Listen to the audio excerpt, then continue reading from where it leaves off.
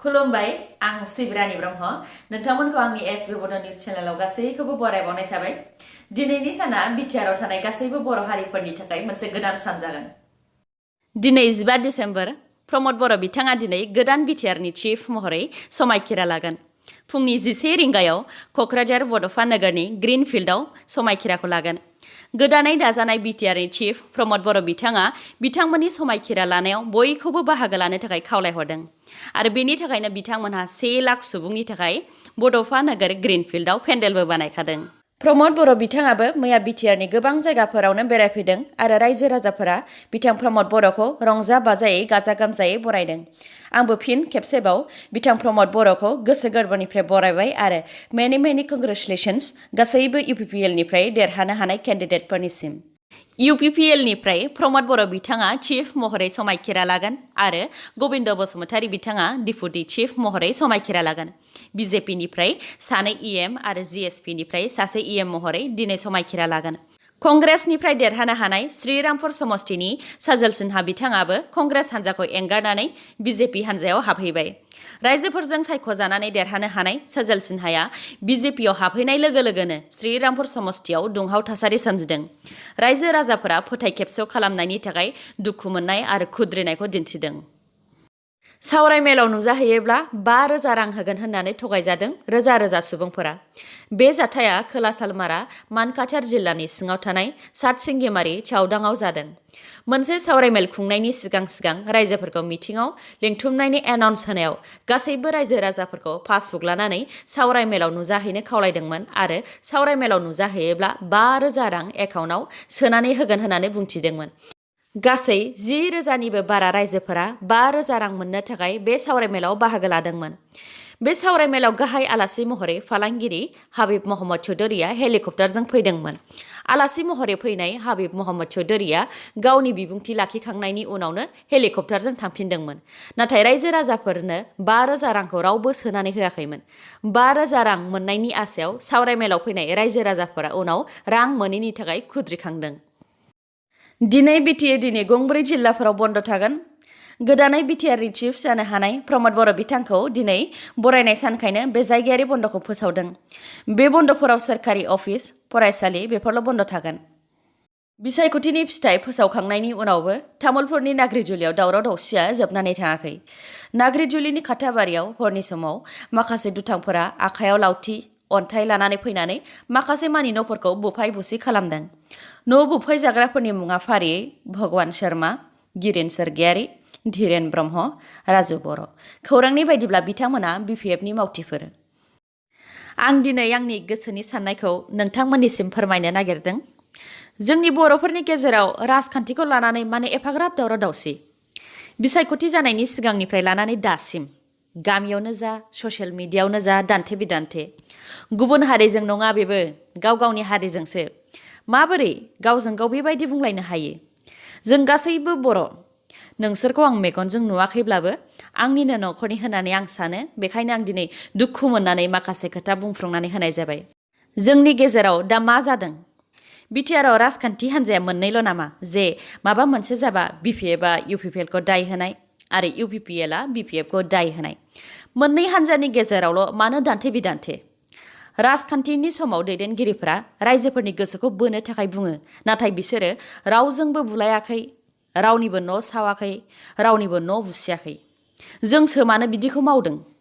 सोरबा देरहानाय हान्जायाबो गावनि हान्जाखौ थार गोसोजों मोजां मोनोब्ला जेननाय हान्जानि मानसिफोरखौबो बजबनानै लानो नाजा, जाहाथे नोंनि हान्जायाव हाबफैयो आरो नोंनि हान्जाया गेदेर जानानै अरायनि थाखाय सोरखार दानो हायो। आं बेखौ रावनिबो राजखान्थिनि हान्जानि जानानै बुङाखै। आं रावबो राजखान्थि हान्जाखौ गाज्रि मोनो बिदिबो नङा। आं सासे बर' जानानैसो बुंदों। आं बर' जानानै जोंनि बर'फोरनि गेजेराव अनलायनाय, गावजों गाव गोरोबलायनाय, खौसेथि आरो जौगानायखौनो लुबैयो। बेखायनोसो आं बे खोथाखौ बुंदों। आंहा फोथायनाय दङ आंनि भिडिअ' नायग्राफोरा रावबो बेबायदि नङा। अब्लाबो आंनि बुंनाय खोथाजों सोरबाफोर दुखु मोनदोंब्ला आं निमाहा बिबाय।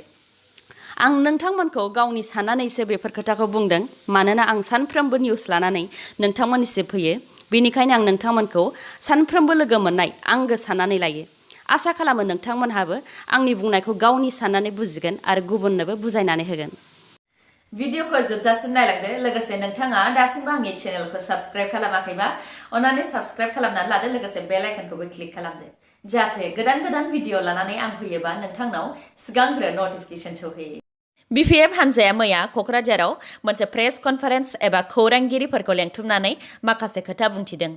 BPF हानजानि दैदेनगिरिफोरनि बुंथिनाय बायदिब्ला BPF हानजाया थांनाय 13 डिसेम्बराव गभर्नरनो गांसे आर'जलाइ गथायदोंमोन जाय आर'जलाइयाव बिथांमोनहा BTR आव सोरखार दानो थाखाय 1 सप्ता सम बिदोंमोन। नाथाय गभर्नरा खाबु होआखै होननानै बिथांमोनहा बुंथिदों। बिथांमोनहा सोंथि खालामदों दि जाय राजखान्थि हानजाया बयनिख्रुइबो बांसिन मासि लानानै देरहानो हादों बे हानजाखौ सिगां खाबु होग्रोआलासे माबोरै नैथि आरो थामथि हानजानो खाबुखौ होग्रोखो। बेनि सायाव गभर्नरा जेबो खालामाब्ला BPF हानजाया आयेननि राहा लागोन होननानैबो खौरांगिरिनि सिगाङाव बुंथिदों। बिथांमोनहा बुंबावदों दि आयेना बयनिबो थाखाय समान, जेराव BJP हानजाया 2021 मायथाइनि एप्रिलसिम BPF हानजाजोंनो एलायन्सआव दङ। एलायन्स थासेयावबो बयनिख्रुइबो बांसिन मासि लानानै देरहानो हानाय हानजाजों सोरखार दायालासे खमसिन मासि लानानै देरहानो हानाय हानजाजों सोरखार दानायखौ लानानै कर्टसिम थांनानै आयेननि राहा लागोन होननानै बुंथिदों। बेनि थाखाय बिथांमोनहा थाग थियारि होननानैबो बुंथिदों। आं बे खौरांखौ होनायनि थाखाय आंखौ रावबो जाहाथे गोरोन्थि बुजिया। खौरांगिरि महरै आं मा जादों मा जायाखै बेफोरखौ बुंथिनाया गोनां। आबादारिफोरनि सोमावसारनाया मैया 19 सान जाबाय। मैयानि समाव आबादारिफोरा मोनथाम बिलनि हेंथायै दिल्ली बर्डाराव सानसेनि थाखाय उखैहाब सोमावसारनाय एबा हांगार स्ट्राइक खालामदोंमोन। बे सोमावसारनायाव आबादारिनि सासे मक्खन सिं मुंनि मानसिया जिउ गोमादों। आबादारिफोरा बे मोनथाम बिलनि थाखाय धरना होनायाव थैनाया बियो गिबि खेब नङा। बिनि सिगांबो आबादारिफोरा 9 जिउ गोमाखांबाय। डिस्ट्रिक्ट ट्रेन्सपर्ट अफिस DTO कामरुपआ सिटी बासफोरनि थाखाय माखासे आयेन फोसावदों। जाय आयेनफोरखौ फालियाबा 10,000 रां जुरिमाना होनांगोन। आयेनफोरा जाहैबाय बासनि उनाव कमप्लेन नम्बर थानांगोन, बासाव उननि दरजाजों गाखोनांगोन आरो सिगांनि दरजाजों ओंखारलांनाय जानांगोन। बासनि कन्डाक्टरफोरा इउनिफर्म गानथारनांगोन। बास स्टेशनाव बासआ 2 मिनिटनि बारा थानो मोननाय नङा आरो लामा गेजेराव बास स्टेशन गैयियाव बासआ थाथ'नो मोननाय नङा। पेसेन्जारफोरनो टिकेट होनांगोन आरो बासनि सिङाव इमारजेन्सिनि थाखाय फार्स्ट एड मेडिकेल किट थानो नांगोन। गुगल सार्भिसआ गासै बुहुमनाङैनो मैया बेलासिनि 5 रिंगा 22 मिनिटसोआव बयनाबो बन्द थादोंमोन।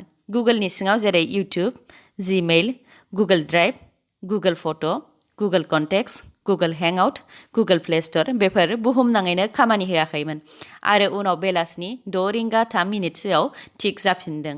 गुगलआ मानि थाखाय बेफोरबायदि बन्द जादों बेनि दासिमबो अफिसियेलि जेबो बुंथ'वाखै। नाथाय बन्द जानायनि सिगां गुगल सार्भिसआ दसे सम खामानि होनाय नङा होननानै फोसावखादोंमोन। मुजाफरबादनि पानसेदा गामिनि बिकास सिन्हाल मुंनि सासे CRPFनि अफिसारा नाक्सालाइट उदखारिफोरजों गावलायलायनायाव मुंख्लं जादों। बिथां बिकास सिन्हालआ CRPFनि 208 कब्रा बेटेलियननि डिपुटि कामान्डेन्ट महरै मावोमोन। बिथाङा उदखारिफोरजों गावलायनाय समाव गाज्रियैनो जोखोम जादोंमोन, उनाव हस्पिटालाव मुंख्लं जाहैदों। भिडिअखौ जोबजासिम नायलांदो आरो नोंथाङा दासिमबो आंनि चेनेलखौ साबस्क्राइब खालामाखैबा अन्नानै साबस्क्राइब खालामदो लोगोसे बेल आइकनखौ क्लिक खालामदो जाहाथे गोदान गोदान खौरां लानानै आं नोंथांमोननिसिम फैनो हायो।